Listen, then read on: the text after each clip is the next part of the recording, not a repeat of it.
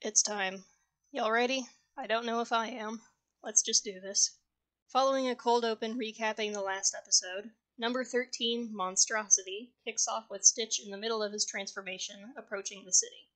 I, who has no idea of the true gravity of the situation, tries to get Stitch to calm down, but she can't.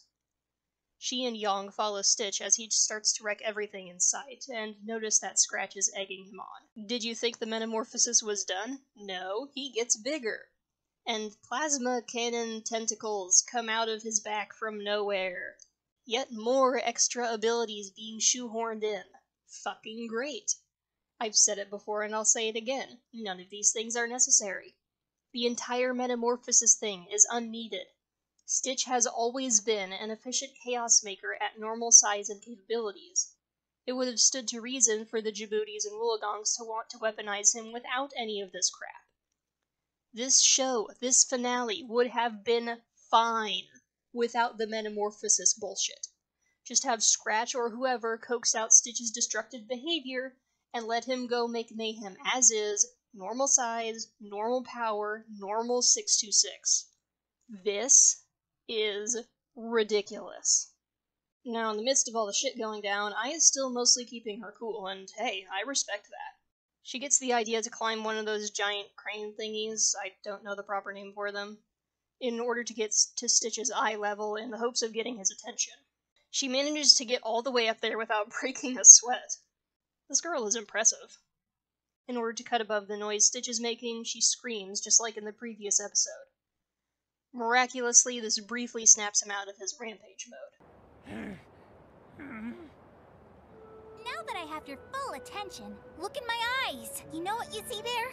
Someone who loves you and cares about you, and that's all that matters.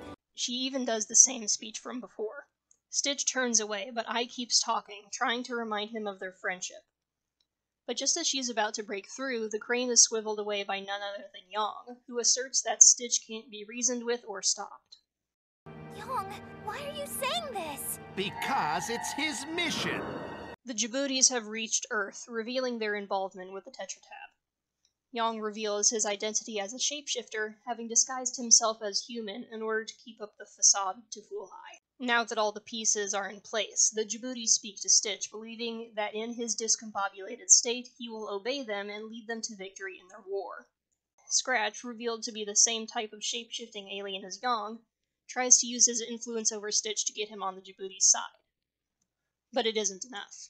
Stitch remembers all he went through with Ai, and regains control of himself. He rescues Ai and reverts back to his normal form, but the Jaboodies are still there, and they still want to capture him so they can attempt to use him again. That's when Jumba and Pleakley show up and activate a portal that unleashes all of the creatures Jumba made over the course of the season. A battle ensues, and I have to say the animation during this is pretty good. They really pulled out all the stops here. I mean, look at this. And this. And that. Gorgeous. I would ask why the animation wasn't this good during the rest of the series, but I have a hunch it had to do with the budget, so it is what it is, I guess. The good guys win the battle, of course, but the Jaboodies promise to return now that they know that Stitch's metamorphosis program works. Yang, or whatever his real name is, seems genuinely sad that he has to follow them back to their ship. He confesses that he liked having Ai as a sister, and she believes that he could still be her brother if he wanted to. But he goes away anyway, apparently conflicted. Back at the Wong house, Ai pulls out her hand-drawn map again, determined to resume the search for Stitch's shrine. JJ comes home, somehow unaware of all the chaos and destruction that happened. Guess she was far enough away not to see or hear anything? In any case, she'll surely hear about it in the news soon enough. Then she'll probably ground Ai and yell at Pleakley and Jumba for letting it happen. Why are there tears in your eyes? Because Stitch has family.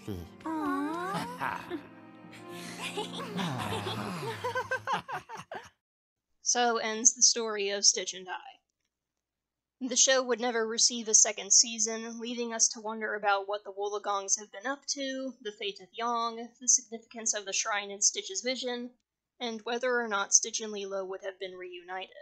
I think the reason for the lack of a second season is due to how poorly the first season was received by audiences. Disney simply didn't want to spend money on something that wasn't going to bring in an equal or greater return. In fact, that might be the reason this one and only season felt so lackluster to begin with. Disney just didn't care about it, possibly considering it a lost cause, and so didn't give the production team the means to give it their all. Of course, I'm just speculating. I've never spoken to anyone who worked on the show, and I likely never will be able to, so all I can do is guess. But as much as I feel sorry for the producers, I'm still extremely salty about the direction they took things. I've already spilled my guts about every little thing I dislike in this show, so I'm not going to go on another rant, but I will say this. You can't blame poor writing on a low budget. The degree to which how Stitch's primary function works was ignored truly baffles me, especially considering that someone who played a large part in Lilo and Stitch the series was a main producer of the show. I just don't understand. Stitch is supposed to be small so he can back up sewers, reverse street signs, and steal everyone's left shoe. Among other far more destructive things. But you get the point. This? I just can't wrap my head around this. Back when Stitch and I was first announced and all we had were promotional images, I was excited. This looked fun. I was curious to see what this new setting would bring. But in the end, it just became a case of good concept, bad execution. Now, as long as we're on that subject, let's remember that previous Stitch media was not perfect either. In fact, Lilo and Stitch the series had numerous episodes and experiments with fascinating concepts that were ultimately executed poorly. I mean, just look at Angel. So that show wasn't free of issues either. Anytime we criticize this franchise's spin-offs, we need to remember that the first show had problems too. Don't put it on a pedestal just because you don't like Stitch and I. The Lilo and Stitch franchise has always been messy. We're talking about a sci-fi story about superpowered genetically engineered aliens set in Hawaii with a quirky little girl. Plus, it's a Disney property, and goodness knows they're constantly telling producers what they can and can't do, often to an absurd degree.